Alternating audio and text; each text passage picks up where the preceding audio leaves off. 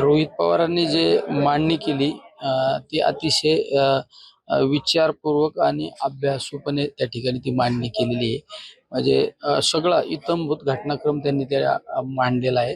हा सगळा घटनाक्रमाचा जर आपण विचारात घेतला तर तो निश्चित घातपात त्या ठिकाणी वाटतो.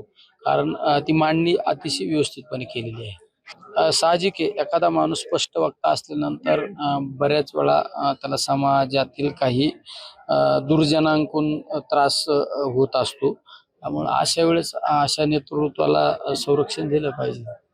कर्जमाफी झाली पाहिजे. बऱ्याच तारखा वाढत चाललेल्या आहेत. पण माझी विनंती सरकारला लवकरात लवकर माझ्या शेतकऱ्यांना कर्जमाफी मिळाली पाहिजे.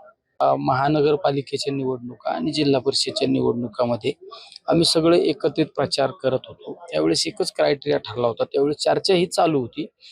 ज्या एखादा उमेदवार एखाद्या गटामध्ये त्याला उमेदवारी देण्याचा निर्णय झाला, एखाद्या प्रभागामध्ये एखाद्या उमेदवाराला उमेदवारी देण्याचा निर्णय झाला, तो फक्त त्याला चॉईस ठेवलं तर तुला या प्रभागामध्ये तुतारी वाजवणाऱ्या माणसाचं चिन्ह पाहिजे का घड्याळ चिन्ह पाहिजे, याच्या अर्थ ही सगळी चर्चा घडली होती.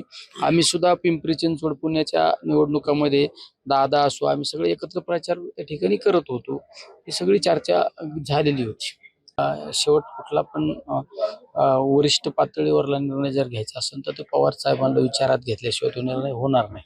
आज जरी तसं वाटत असेल, कारण साहेबांची मधल्या काळात तब्येत थोडी खराब असल्यामुळे साहेबांशी प्रॉपरली चर्चा झाली का नाही मला नाही माहिती. पण हा कुठला निर्णय ज्यावेळेस राज्यसभेचा घ्यायचा त्यावेळेस पवार साहेबांची चर्चा होऊनच तो निर्णय होईल.